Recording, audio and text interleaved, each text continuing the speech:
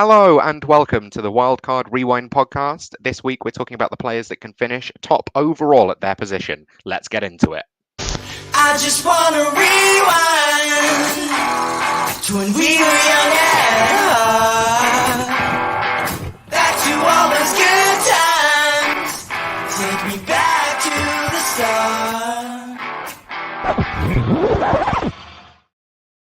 Yes, that's right. It's the Wildcard Rewind. It's the best two. Me and Paul back at it once again. Paul, how are you doing, mate?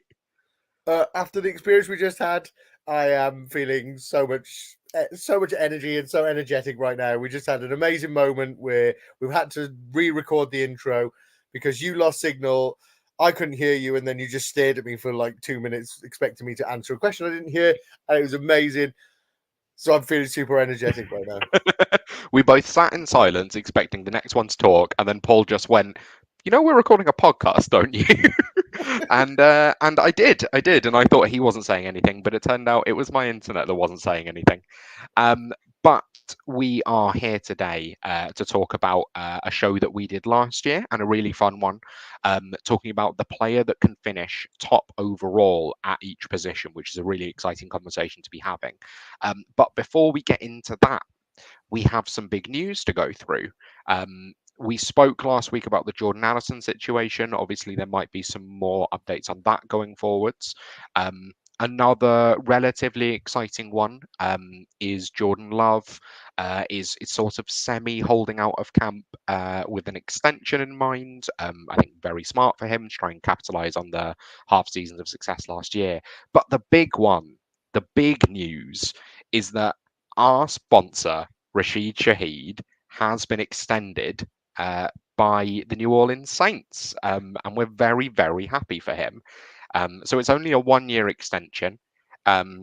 He was an exclusive rights free agent, obviously, came about as a relatively low drafted player. Not a huge amount expected for him, but cashed in for 5.2 million for 1 year. And now is the wide receiver 2 in New Orleans. With that in mind, is he a player, Paul, that you're actually looking to draft for fantasy value for next year? Aside from obviously people talking about, Scott Fishbowl returner points, but as the wide receiver 2 in the system, do you think he could have kind of standalone value? So for me, he is obviously very much highly ranked in Scott Fishbowl. And everyone has just gone, oh, he's the guy that's going to win it for them and everything like this. But for me, I think in a manned league, so a league where you have to set your lineup every week and everything like that, to me, I'm probably not so keen on him because he's a bit hit and miss. You kind of don't know when he's going to go big, when he's not going to do it. But I think in a best ball league, I am all in on him. I think he does have them spike weeks that he is definitely relevant. I think he's very much somebody that if you can figure out when his spike weeks are coming, he is a great play then. But I don't know. Yeah. He may be a late round flyer for me. If I can get good value on him, I still think I'd pick him up even in a man league just in case, Yeah, so he finished as the wide receiver 44 last season in PPR leagues, and he scored 5 touchdowns on the season, and he had 5 games inside the top 25, and all of his other games were outside the top 44. So those 5 games that he finished inside the top 25, obviously being the ones where he scored a touchdown, which kind of gives you a little bit of an instinct as to the kind of player that he is. I think it's very tough with Shaheed that obviously there's opportunity on an open depth chart, but I'm already discounting Chris Olave and Alvin Kamara and Kendre Miller because I don't want that many pieces in this offense. I don't think it's going to be a good offense with Derek Carr. So to then say, I don't really want, the stud young wide receiver who's the wide receiver 1 and going to get, 140 plus targets. Oh, but there is an opening at wide receiver 2. I think we have a tendency to look for opportunity rather than looking at whether that's actually a good opportunity. So I don't think someone that I'm hugely interested in for next season. Yeah, like I said, if the value's there, if he is towards the late rounds, definitely. I will take a fly on him because why not? You know, them later rounds in drafts, you are looking for that sort of diamond in the rough. He may be that guy, he may not be. But I will say this: I didn't get him in Scott Fishbowl. I didn't either. I think he went at the back of the 6th round in our league, and that was absolutely too rich for me. Yeah. To be honest, I listened to your show last week. I am annoyed with the amount of shade that was thrown my way and how much you kept reminding people how badly I did in Scott Fishbowl last year. But I have to. I did want to say that I completely agree with what you were saying about how I think people are going so far in the other direction with these punt returners that they're like wasting draft capital on him. Like, don't get me wrong, if Shaheed does as well as what he did last year, he is, he was like the 5th or 6th ranked player in the league last year, and it is great. But if he doesn't, and he doesn't hit, and he isn't that person, and he is just the wide receiver 2, he's not the punt returner, he is just somebody that you're like, great, I've just used a 6th round pick on somebody who now does absolutely nothing. What do you say? Wide receiver 40 something he finished on the season. Like, you know what I mean? You've just picked that up with your 6th round pick. Yeah. No thanks, How is your Scott Fishbowl draft going, or how did it go? If you're finished now in your slow draft. So I am finishing my slow draft. I absolutely loved it. And then it just all went really downhill really quickly towards the later rounds. Okay. And I actually I'm probably being a bit like Hannah now, and I just don't like it. I think if I could do it again, I think I would. Where were you picking, and who did you end up with in the first round? So I was picking the 110, Yep. and I got Bijan in the first. Nice. Which I was quite happy with. I was quite happy with my start. I went Bijan, Kyler, Puka, Michael Pittman, and then there was a massive run of quarterbacks, and so probably maybe reached a little bit, but I got Matt Stafford in the 5th, which I've stacked him with Puka, so I kind of like that. Then I went on a bit of a running back run and got Alvin Kamara, Ramondre Stevens, and then I picked up Tajay Spears. I quite like Tajay this year. And then I went for the bad boys and got Rashi Rice and Jordan Addison, as you do, Take This the was value. before his DUI.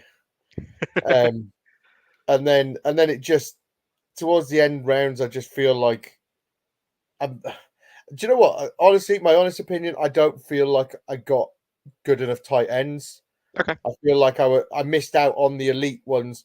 Like, by the end of round 6, there was 1, 2, 3, 4, 5, 6, 7, 8 tight ends off the board.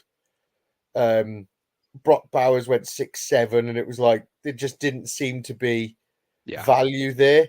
And then when I've gone right, I'll pick up a tight end this one, and then what's 8, 9, 10, 11, 12, 13, 14, 15, 16 tight ends off the board by 11:03. Yeah. And I just feel like Taysom Hill went just before my 11:3, and I'm like, I feel like that's a mega gamble there, Yeah. So I went for my starting tight end is K Dotton. Nice. I've also got K Dotton. So I'm a bit worried about my tight end position, to be honest. Yeah. But just quickly, when did kickers go in yours? How early were kickers being drafted? The first kicker went much earlier than I thought they would. The majority of people waited right until the last round.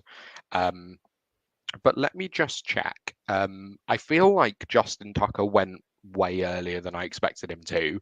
And with all of these type things, so Justin Tucker went at the 14:01, and the next kicker wasn't taken until the 18:03. So basically, one guy thought he knew better than us, and everyone else just waited until the last few rounds. One guy did that and sparked it in our league. So Justin Tucker went 12:1. Wow. Which was really early. Another guy then went for, or how do you pronounce his name? Brandon Aubrey. Yeah. The Cowboys in 13:6. And Harrison Butker went 13:8. And then your next kicker went 8 18-3. Yeah. So I wasn't fooled into that. I was quite happy to see that because I thought, oh, this is when the kickers are going to go. But actually, them three went kickers, and then there was not another kicker then for 5 rounds. So I was really happy with that. But yeah, like I Yeah, said, I feel like I started my draft well, and I was happy with it, and I finished very disappointed in it. well, that's the right way round, rather than thinking you crashed the later rounds, but were, really unhappy with the start. Yeah, And so just to say, the earliest Justin Tucker pick was the 301, which was taken by Peter Howard, who's one of the senior writers at DLF. So actually a very smart person, but took Justin Tucker all the way at the 301. Very intrigued to see how that goes. yeah, that's a brave one for me, especially the fact I understand it. If you want Justin Tucker, you want your guy, and if he can be a game changer, great. But you probably could have waited till round 12 to Yeah, get him. You know what I mean? I think yeah. you've wasted your 3rd round pick and probably lost a bit of value there to get the kicker. So, but he's obviously a lot smarter than I am because he writes for DLF and everything like that. So I'm maybe probably maybe wrong by here. maybe by the end of the season we'll see like that DLF in the bio just suddenly disappear as the Justin Yeah, Tucker pick. yeah. We took Justin Tucker at the 301. You can't write for us anymore. Mm. Let's crack on with the main topic of the show. So like I said, we're going to be talking through each player that we think can realistically finish first overall at their position. And this is a really interesting conversation because it's kind of a combination of upside and floor. And a lot of the time we tend to kind of forget about who finished first overall at each position immediately after the season, and we focus on kind of top 12 finishes or top 5 finishes. But it's very interesting to see. We obviously can't predict injuries, but we can start to think around, well, who actually has that upside to finish first overall? When we're drafting, slightly later down the board, we start looking at, he has the upside to be like a top 6 QB. But we very rarely say he can finish first overall. He can actually finish in the top spot.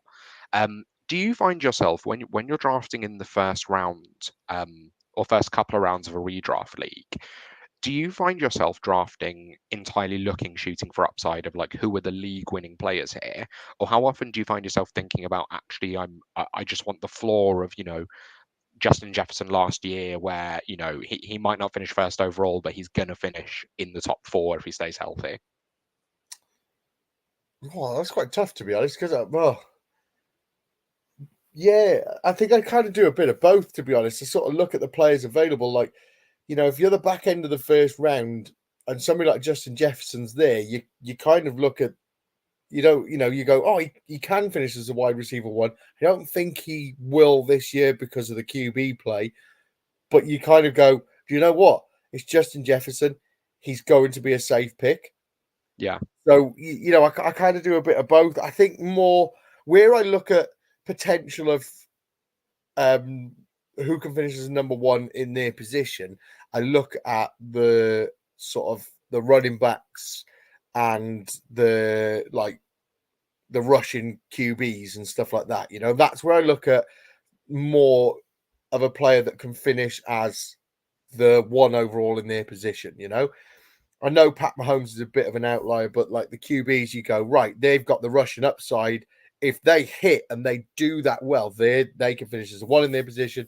But yeah, like running backs, you look at running backs and you go, okay, he has the potential to be the number 1, and he has so much upside and so much everything. I think running back is more of a position where I do shoot for upside. You look at wide receiver and you go, do you know what? There's so many people that can finish as a 1, but you're kind of happy if you get CeeDee Lamb, Tyreek Hill, Jamar Chase, Justin Jefferson, Puka Nacua, any one of these that you get in the first couple of rounds. You're going, I'm happy with any one of them. yeah. You know what I mean? So I think wide receiver, I'm more about I just want a really, really solid, safe player. Where a running back, I want the guy who can reach for that point to be the 1 overall. Yeah, I think there's a really interesting point here about format.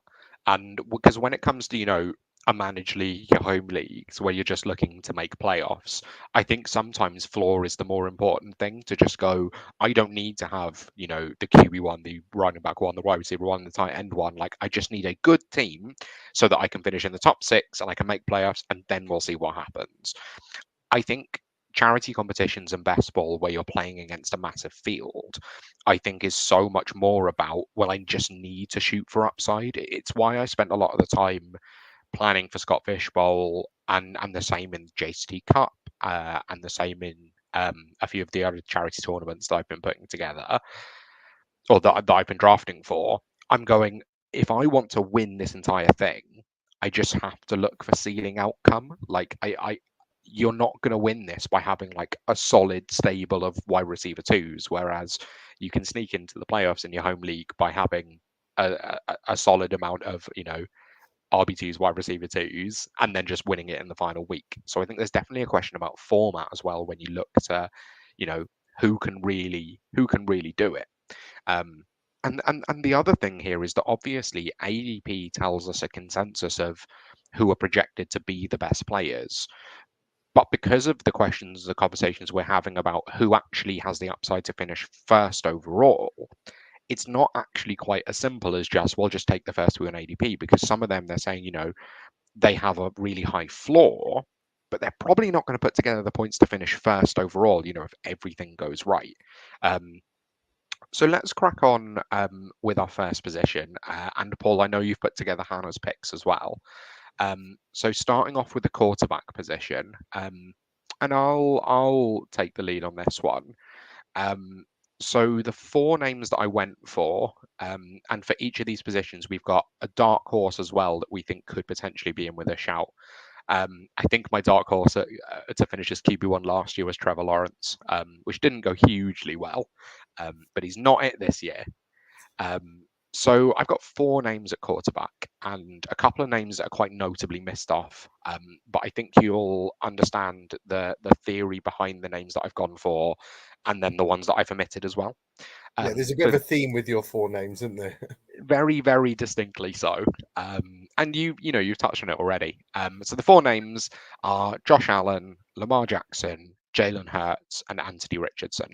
And obviously the 4 names there are rushing quarterbacks. That's the premier rushing quarterbacks. And it's a really interesting one. I actually was tweeting about this the other day, that we have a really weird situation with rushing quarterbacks where we basically have, 4 of the top 5 quarterbacks in drafts are the 4 premier. Then we have Kyler, then we have Jaden Daniels, and then we have nothing until Daniel Jones. So thinking back to that, I think 2019 season where Lamar broke out and you were getting him in like, the 12th round and he finished as the QB1 and broke fantasy. There's not really a platform for anyone to do that this year. Like the rushing quarterbacks are all really being valued right at the top. So they were the names that I went for just because of that rushing upside, I think propels them even higher. The other names that I think you could potentially argue, and particularly when you look at ADP, I mean, Patrick Mahomes is the big one that I've missed off. And then also people talk about CJ Stroud, I suppose Joe Burrow up there as well. What do you think? Is there anyone that you think I probably should have included there in that group? Or do you agree with me that like the rushing upside just puts those 4 quarterbacks, a tier above the sort of more pocket passes? The problem with QBs is, like, I feel like you've named the 4 that I would have picked. And to be honest, disclaimer here, Lewis made the show sheet, okay, and then said, we're going to do this, and then went out and put Josh Allen, Lamar Jackson, Jalen Hurts, and Anthony Richardson. They're my 4 picks of the people that could finish number 1 at this position. You go, great, so we'll just pick the shit that's left then, shall we? And just hope that one of them hits. Thanks, Lewis. Really appreciate that. Yeah, I think the only name, I think there are 2 names that I could maybe put into this conversation. I disagree with CJ Stroud. I don't think he's quite in this conversation. I think he's a good quarterback. I don't think he has the ability to finish 1 overall in fantasy. Yeah. You know what I mean? I think he'd have to have an absolutely unreal season, Yeah. or a lot of these players get injured and he has that pathway. So I think he's a good quarterback and I think he's a safe quarterback, but I just don't think he's good enough to break into that number one overall at that position. The Yeah. two names that come to mind that I could make an argument for is my guy Kyler Murray. Yeah.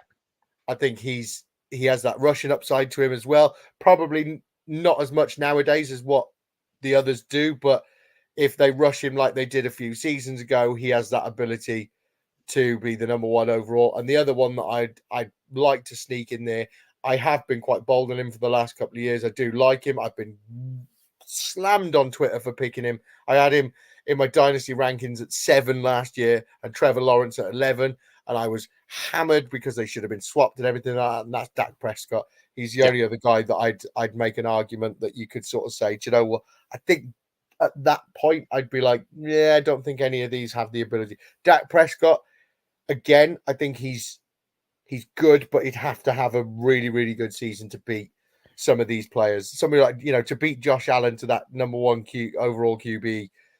I think he's had an unreal season. But with Dak, again, you get sort of that rushing. He does have that rushing capability, and he's got that connection with CD Lamb. He throws it about. He does everything. You know what I mean? He's definitely somebody I'd like to throw in the mixer. He's kind of similar to Jalen Hurts. I mean, not Jalen Hurts is obviously a much better rusher, but Jalen Hurts' rushing production last year was rushing touchdowns. And I remember there was, I think it was before the injury a few seasons ago, maybe 2021, where Dak just kept scoring goal line sneaks. Like he just kept scoring rushing touchdowns. Yeah, there was a game, so 2020, week 2, he gets 3 rushing touchdowns. So he does have that to him, especially now a good few years off the injury. Dak started really badly last season, and then got week 6 before the bye finishes a QB1, and then out the bye was QB3, QB2, QB1, QB17, QB3, QB3. So the potential is there. I think my issue with him is just the lack of weapons beyond one of the best wide receivers in the NFL. There's really not much else. Jake Ferguson, Brandon Cooks, but even then, that's not particularly elite weaponry. The one that we're not bringing up, and I was going to say I think this goes slightly against consensus, but I feel like the fantasy community as a whole has kind of soured on this player in the offseason, despite the fact he was incredibly overhyped or incredibly justifiably hyped last season. And that's CJ Stroud. So Stroud, as we know, finished as the QB 11 last season. In a really breakout season. Anyone listening to this, I don't have to tell you how good CJ Stroud was last year. But then he has, you've got Tank Dell coming back and being healthy. You've got Nico Collins continuing to develop. They've brought in Stephon Diggs. Like they've got the best wide receiver trio in the NFL. Could that mean that Stroud could unlock even more upside and maybe open his legs a little bit more and rush a little bit more going into next season? Is there someone that we should be talking about? Yes, he has got the best wide receiver core. Okay, and I'm not going to argue with that. But Pat Mahomes, when he was QB1 and he was doing it, he had Tyreek Hill and Travis Kelce to throw the ball to. He was getting the ball out and everything like this. Since sort of like that Tyreek Hill going era, he's not been the QB1. And I think for CJ Stroud to do that, we'd have to see a big change in his rushing ability and everything like that, and I just don't see that coming. I get the passing volume and everything like that, but I think for you to be QB1 where you're not using your legs, the kind of season that he's having, we're talking probably a passing of like 5,000 yards passing, and we're talking 40, 50 throwing touchdowns and everything like this. And you're just sort of going, I just can't see CJ Stroud doing that. Yeah, completely agreed. And when you look at the finishes for the last few seasons, and you look at non-rushing quarterbacks that have managed to do it, I believe the last time that a non-rushing quarterback was the QB1 was back in 2018, which was Mahomes' breakout season, when he passed for over 5,000 yards and 50 touchdowns. And that's kind of what you have to do to beat this new wave. Obviously, yards on the ground are worth so much more, and touchdowns on the ground are worth so much more than passing yards and passing touchdowns. It's why you see, very good quarterbacks like Kirk Cousins, Matthew Stafford. I mean, even Tom Brady a few seasons ago finished quite consistently. Oh my God, they finished as the QB5, they finished as the QB6, but that's really the ceiling without the rushing production. Mahomes does have the best cast we've seen him have in a while as well. So I don't know if I'm undervaluing him. I think you're valuing him just right, to be honest. Yeah. I think he's the player that you can have like I just said with CJ Stroud, 5,000 yards, 50 touchdowns. Who's more likely to get 5,000 yards and 50 touchdowns? Pat Mahomes or CJ Stroud? Yeah. And that's why Pat Mahomes is always going to be in this argument. Anthony Richardson's played 5 games in the NFL or 4 games in the NFL, and we're sitting here going, that guy's got the ability to be the QB1. Yeah. We've not seen him do it for a season, but we know that when he gets his legs moving, that guy's dangerous. Yeah. And it's just crazy. That's the thing with this conversation is this isn't to say that I would draft Richardson ahead of Patrick Mahomes. I think in a draft, aside from where Scott Fishbowl, where there's a big bonuses for rushing first downs, where I think it adds value to the rushing quarterbacks, I'm drafting Patrick Mahomes ahead of AR. But in terms of ceiling, I think Anthony Richardson has a higher ceiling. In terms of dark horse, before we move on to running backs, we've spoken through a fair few quarterbacks there, and my dark horse was Kyler Murray. Is there anyone else you can think of that you think might potentially have a shot? So it's hard to. So the way I'm going to treat this dark horse bit is I'm going to pick a name that we haven't spoke about and go, that's somebody that's probably worthy of a mention that could sneak in there. Yeah. And do you know what? Don't get me wrong. Please don't hammer me because I don't think this guy's going to finish as a QB1. I've just tried to throw another name out there that I think is going to have a good season and be a good QB, and up there, and I'm going to throw in Jordan Love. Interesting, very interesting name, and a very good wide receiver core and a very good play caller. So definitely someone that has that ceiling, especially when last season, he's mobile, he is athletic, he does run as well, and last season was his first season in the NFL, and he was absolutely unbelievable. Yeah, I'm just throwing that out there. Like I'm not going to say go and draft Jordan Love 101 or anything like that, but I'm finding a name that we haven't spoken about. Weirdly, Hannah's texted me her dark horse, and she thinks the person that's going to finish as the QB1 overall is Tua Tagovailoa. Yeah, that's fair enough. She actually texted me the same thing. That's good. I'm glad we got the same message. Yeah, she said, and also Tawalia Tagovailoa is probably going to be the QB2. I think he went undrafted, but apparently Hannah's quite high on him. Yeah. So let's move on to the queen of football, indeed. Let's move on to the running back position. I remember last year, our conversation was basically it's CMC. Like if it's CMC unless he gets injured. And not to pat ourselves on the back, but we were right. It wasn't the hardest of predictions. That's a relatively open goal. But yeah, like last year, it absolutely was CMC. I feel like this season we've got a few other running backs starting to creep into that conversation of can they start to unseat Christian McCaffrey, who, despite entering, I think it's his age 29 season, has really showed no signs of slowing down. So from your perspective, is it just it's CMC until it's not? Or are there other running backs that you think potentially have the upside to finish as the running back one this year with CMC staying healthy? Do you know what? It's really hard to sit here and say it's not CMC. And I don't think I can, because we all, I've seen CMC in some of these charity drafts go 101, 102, everything, and I've seen him in other drafts, and he is just leaps and bounds above everyone else in that position. And it's hard to argue against him because he catches the ball, he rushes the ball, receiving touchdowns, rushing touchdowns, does the lot. He is literally Heinz baked beans. But it does what it says on the tin, okay? And he is amazing, and you can't argue with that. You can argue though that Brees Hall, Bijan Robinson, these guys are unreal rushers of the ball. Brees Hall is a very good receiver of the ball. We've seen him do a couple of, he's had some good receptions, good receiving touchdowns, and everything like that. Bijan, he was held back by Arthur Smith last year. Is this the season that he's going to show us what he can do? We've all seen that movement he's got when he can sidestep and what's the word? Duke somebody off position and everything like that. He is an unreal player, and these guys, you could argue any one of them.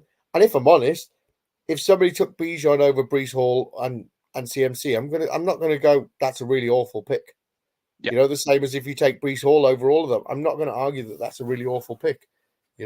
But ultimately, I can't see anyone beating out CMC.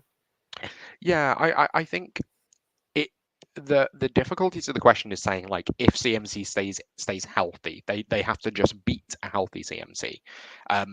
Bijan definitely, so they're the three for me that I think have the upside, and I don't feel nervous about including all three of them in terms of potentially being able to take down, or those two potentially being able to take down Christian McCaffrey. Bijan, it's about the usage in the new offense, and the fact that Raheem Morris has said, everything's going to run through Bijan Robinson. Brees Hall to me. So a little guessing game, although I think you might be able to. You might be able to guess where I'm going here. Who do you think scored more offensive touchdowns last season? Christian McCaffrey or the Jets?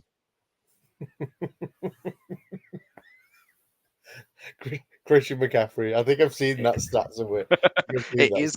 It is Christian McCaffrey. So CMC scored 21 total touchdowns. The Jets only scored 18 on offense last season. And Brees Hall finished as the RB2 last season, despite only scoring 18.5% of his points from touchdowns, which was the least of any running back in the top 10. You heard me talk about, I did a deep dive into it, and generally the less points scored from touchdowns, the better, because it just means that you are getting your points other ways. He finished as the RB2 last season, and he didn't even break through 1,000 rushing yards. So there's definitely, a lot of touchdown upside with him, with an improved offense, with Aaron Rodgers, but also with an improved offensive line. They've gone and brought out, they drafted Olufashinu. They brought in Morgan Moses. I think Tyron Smith signed there. Am I right? And so, yeah, Tyron Smith signed there. They've gone and really tried to improve at the offensive tackle spots. Which, in a Shanahanian scheme, running a lot of outside zone, the tackles are very important to run behind. So Brees Hall, definitely to me, is the one that I look at and go, if anyone is going to take down CMC, I think it's him. I think it has to be him. What about dark horses? Is there anyone that you can think of that potentially has that upside, even if they're slightly beyond, these few players? So I will mention Hannah's first. Hannah's gone for Zach Moss, the RB1 in Cincinnati. I, if I'm honest, I don't understand that pick, but she hasn't sent us an explanation. So no, maybe if she decides to show up next week, she can tell us about it. She actually texted me and said she thinks Tua Tagovailoa is going to finish as the running back one. Which feels a slightly strange pick, but she is the queen of the NFL, so she might have some inside knowledge about a positional change. Yeah, maybe she's got the heads up that we haven't. The other player that I think that we've seen him do it before, and I think he can do it again, and that's Jonathan Taylor for me. I think don't get me wrong, like we said about Anthony Richardson, he is a phenomenal rusher of the ball, but he got injured a lot, he got concussed a lot, and I'm not saying he will. He needs to learn how to take a hit and maybe avoid the contact a little bit more than just taking it full pelt. Yeah. But if he doesn't, and maybe they try and protect him a little bit, maybe they get Jonathan Taylor rushing the ball more. If he goes out injured, Jonathan Taylor's going to see plenty more rushing as well. And we've seen him do it before. He can do it again. That guy could finish as the RB1. He's done it. So why can't he do it? I know. I think Christian McCaffrey was injured that year, but you know what I mean. He to me, he's probably one of the people that I'd argue could sneak in there with the right situation. He's a really tough one for me. I find myself drafting very little JT, and I think it's just from being burned from last season with the injury. But I find myself struggling to draft a lot of him, even though I agree. Like I think he absolutely has that upside. I might do some thinking in terms of what's the reason why I find myself struggling to draft him. Is it just about drafting a running back that isn't one of the aforementioned three midway through the second round? Like, is that my hesitancy, or is it anything specific about Jonathan Taylor himself? I've got two names as dark horses. So one that you'll have heard me speak about a lot, who again, like I'm not particularly keen on in terms of his draft cost, but in terms of just the upside, is Devon Achan, who we saw in a limited sample size what You he love can it. do. I kind of do when he falls. I don't like drafting him, in the back of the second. But when I managed to get him, so in Scott Fishbowl, I got him in the middle of the fourth as my RB2, and at that price, I really like him in terms of league winning upside. So he is someone that I'm interested in. And now, obviously, they went out and drafted another running back this offseason. They've still got Raheem Mostert, and all three of them are very similar types of running backs. So there's a chance that Achan doesn't even have 40% of the workload. But if he does manage to get a significant amount more work, and if there's an injury to one of the other two, he absolutely has the upside. The other one is someone that I have actually still been very high on in redraft, and actually also in Dynasty because he's been quite cheap the last few years, and that's the King Derrick Henry. Gone to the best situation he's ever been in, playing behind the best offensive line he's ever played behind, with one of the smartest offensive coordinators he's ever played behind, and definitely the best quarterback. The guy just hasn't slowed down at all. He finishes the RB8 last season just because he keeps scoring touchdowns, and that was on a bad offense. We've seen Derrick Henry do it before again, and if the offense hasn't slowed down, if he hasn't slowed down, and if the offense is going better, I think he potentially could have that upside to finish at RB1 overall. What are your thoughts on Derrick Henry for this season? Oh, to be fair, I love him. I do love him this season, but I'm also very aware. Yes, he is in his best situation, but I'm also, and I suppose he is somebody that has changed everyone's opinion, and so is CMC. Because we used to say you get to 26, and that's kind of your career done in running back. I'm also very aware that Derrick Henry is now like basically ancient. You know what I mean? I say he's ancient. I'm just trying to get his age up now, and he's 30 years old. He was born 7 years after me, so he's basically on borderline retirement. He's going to be 31 at the end of this season, and we've been saying it for so long. When's that cliff come for Derrick Henry? And I kind of feel like, yes, he is in his best situation. Yes, he has the best offensive line he's ever played with. Yes, he's got the best quarterback. Yes, he's got the best offensive mind, everything like that. But it's still that risk of, do you take him this year? Is this his year? Is this where he hits his cliff? He didn't look the best last year. He did do well, and he did everything you wanted from him, but there's still that question behind him. And I just think, I don't know. I'd rather take a risk with a different player in sort of the same ADP as that. I'd probably look at maybe a different player and sort of get a safer player, if I'm honest. Yeah, I completely understand that. Like, it still just wouldn't surprise me. Oh, it wouldn't surprise me if he this rushed 2,000 yards this year. Yeah, and like I would be as unsurprised if if he had a 2,000-yard season, or if this was the season he fell off and he ended the season as playing 100%. behind Keaton Mitchell. Like either of them is just so in the range of outcomes for him. Yeah, 100%. If he ends this season with 600 yards and 5 touchdowns, wouldn't be shocked. If he ends the season with 20 touchdowns and 2,000 yards and he's the RB1, wouldn't shock me. Genuinely wouldn't shock me. He's such a hard player to predict, man. Talking of which, onto the wide receiver position. And this is the position that I struggled the most with, and I think part of it is just because there doesn't really seem to be any players that are like a huge standout beyond anyone else. And I think you see this a lot in redraft, where you see players towards the beginning of the first going in whatever order. And I can kind of understand either way. And that it's quite a sort of flat tier. And I think you can argue for a few more players being included in that. So the players that I did include were CeeDee Lamb, Tyreek Hill, Jamar Chase, and Justin Jefferson.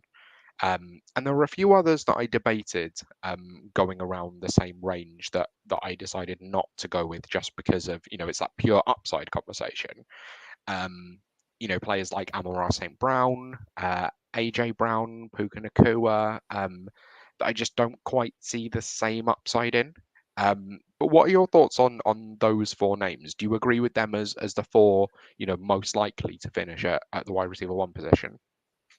It's hard to argue against them. Yeah. You know what I mean? I was just looking now. Can you tell me who the wide receiver was in 2020?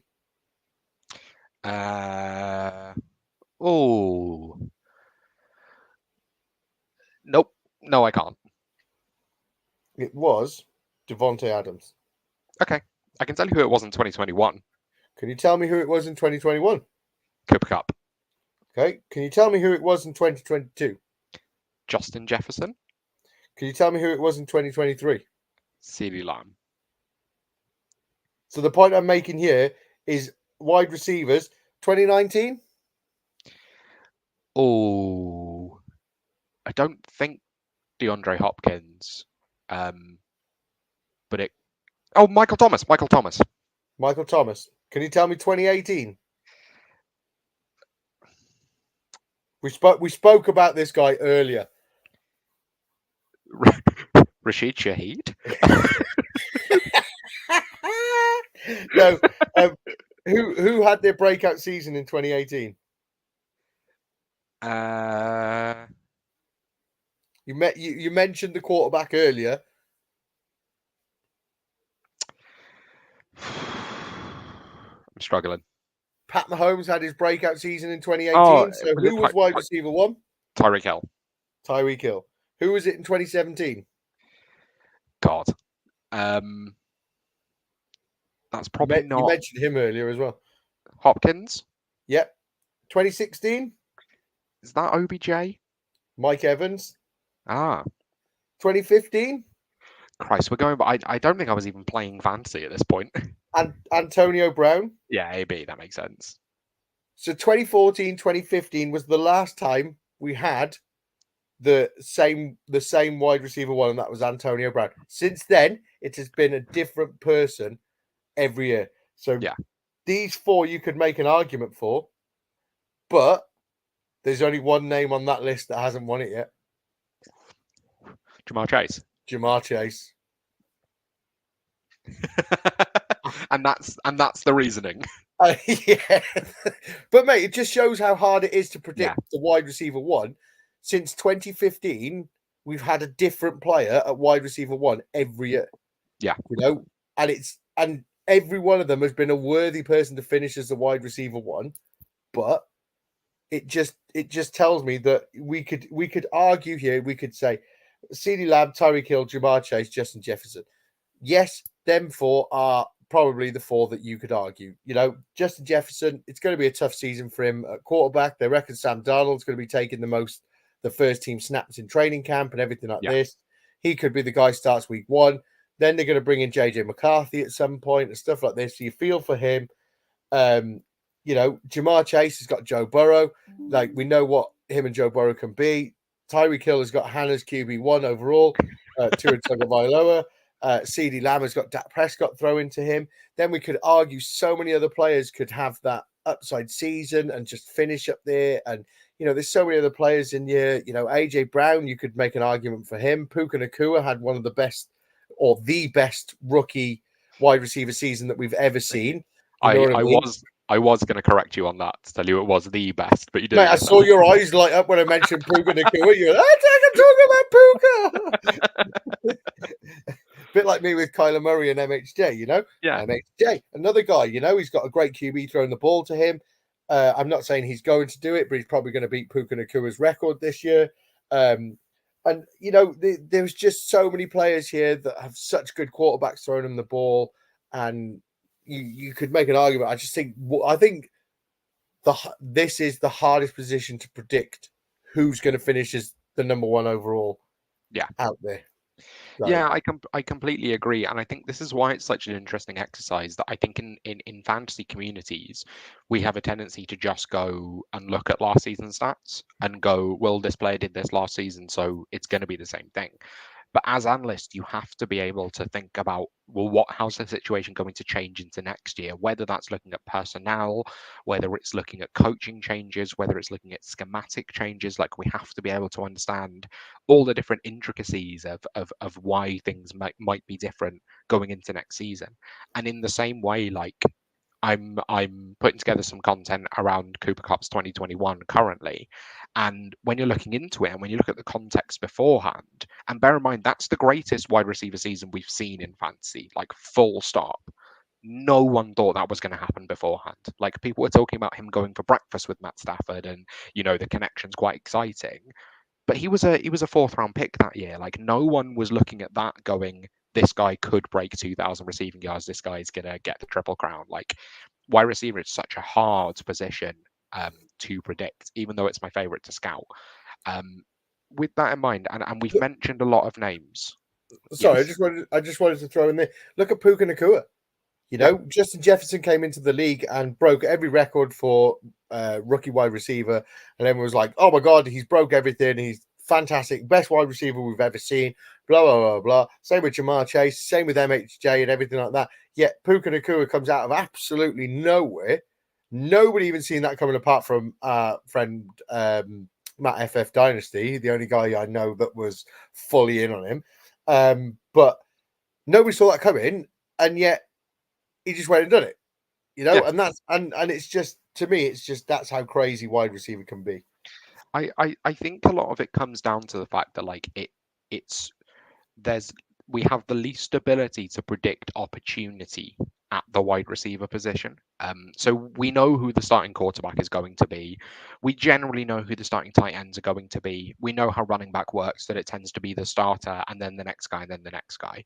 The ability to earn targets beyond those elite wide receivers, like, we know that the names we've mentioned are going to get over 100 targets if they're healthy all season, like over 140 probably. We don't know those players that are going to earn the targets in camp and the players that are going to start as a wide receiver 2 on open depth charts and then break their way out. Like, it's so hard because it's such an open position, and because teams use so many and use them for different things entirely. Like, it's not as simple as, if one wide receiver goes down, it's not as simple as just filling with the next guy behind, because on your depth chart, your wide receiver 3 might be Tutu Atwell. It might be a deep threat, and Cooper Kupp's got injured, and you go, actually, we need to look to Jordan Whittington to fill that role because he's a better blocker rather than 5'2" Tutu Atwell. So it's such a hard position. Is there anyone you can think of in terms of dark horses before we move on to tight end? Marvin Harrison Jr. Marvin Harrison Jr. That's just because he is basically my lover, and I just love him. Lover has to be a bit like you. When I mentioned Puka Nacua, your eyes lit up because you could speak about Puka Nacua. I'm finding an opportunity just to say Marvin Harrison Jr.'s name over and over again. And I'm glad that the video and the podcast is only your top half when you talk about Marvin Harrison Jr. Oh, I've got nothing on in the bottom half, mate. Oh, Same. It's our podcast theme. Um, I just quickly want to touch on Garrett Wilson, who is going towards the back end of the first. But as we've spoken about, the uptick in production with the Jets, if Aaron Rodgers is what Aaron Rodgers should be, Garrett Wilson, I think, does have that potential to continue to break out. I mean, he had a really good season last season, considering that he wasn't healthy the whole of the season, but also was being thrown passes without a quarterback, basically. So he finished as a wide receiver 26, had over 1,000 yards, had 3 touchdowns. But as you know, that's a fifth of the touchdowns that the Jets had last year, or a sixth of the touchdowns that they had last year. I think he has the talent to continue that ascension. Whether I think he can finish at wide receiver 1 overall, I'm not 100% sure. But as we say, it's very difficult to predict. So let's finish off with the tight end position. And I've been doing a little bit of I did a Twitter thread today talking about Sam Laporta's tight end 1 season and how it actually wasn't that great. And we've spoken about it a little bit about, he actually had less receiving yards than Kyle Pitts had in his rookie season. It was the lowest point scored by a tight end 1 since 2017. He had the highest rate of fantasy points scored from touchdowns for a tight end 1 since 2015. So, a little bit of touchdown regression, and suddenly that could be an issue. But he is still in my rankings. Who do you have currently in your mind as players that can finish as a tight end 1 overall?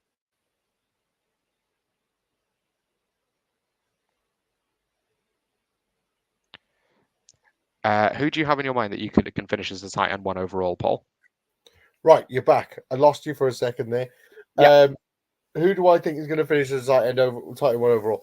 I think you could make an argument for all 4 of these players. You've got Travis Kelce. We've seen him do it before. We know what he is. He can finish as a tight end 1. Sam Laporta, he can do it. He's already done it. It wasn't the best of the seasons, but he's done it. You can't take that away from him.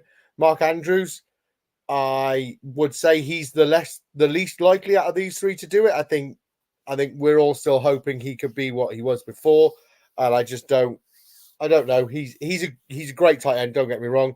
I think 1 overall is quite a big ask for Mark Andrews, and I just don't think that system and that team throw the ball enough to that sort of tight end position to be able to be that. You look at Pat Mahomes, he launches the ball around a lot. Same with Jared Goff. They probably do it a lot more than Lamar Jackson does, Yeah. Trey McBride, I think he's got a very good chance. He's got a good connection with Kyler Murray, and I think he could be the second receiving option on that team for him. So I think all of these, you bar Mark Andrews, I think they could all do it. I think with the tight end position, I think we all need to have sort of an open mind. Everyone's still searching for that Travis Kelce tight end 1 when he was, I remember him doing it and it was like, oh my God, if he was a wide receiver, he'd end up a wide receiver 3. We're not getting that anymore, No. These tight ends are, yes, you need an elite tight end in your team. 9 times, I'm not correct with this, but you'd sort of say 80% of the time, the teams that make it through to the playoffs have an elite tight end in their team, because they've got that value over that position and the rest of the players in that position and everything like that. So I do think you do need an elite tight end in your team to be somebody that's going to win. But I think the hype around these tight ends is just, we're all still, I say we're all, myself included, we are looking for that Sam Laporta to go, oh, he would have finished as a wide receiver 3 this year. He's definitely worth a second round pick and stuff like that. And he's not worth the value that he's going. I haven't got the ADP in front of me at the moment. I'm really sorry, but maybe you have, Lewis. I think he's going back end of the second, middle of the second, towards the back end of the second at the moment. And that to me is just absolutely insane, without comparing it to Travis Kelce's sort of season and when he finished as a wide receiver 5, there was a clear reason why you could take Travis Kelce at the back end of the first, beginning of the second. There was a clear reason for it, and I don't see that with Sam Laporta. Guys, to me, if he drops to the 4th, second round pick? Absolutely not. Yeah, Absolutely not. he's currently going as at the 301 on Sleeper Redraft ADP. And to note, last season in a PPR league, he would have finished as the wide receiver 16, so just ahead of Chris Olave and Adam Thielen. Which, look, for a tight end is good. But are you drafting last season Adam Thielen at the 301? No. I think it's a really good conversation to have about the fact that, like, it's wider at tight end because the ceiling is lower, right? So at quarterback one, you have to have a spectacular season.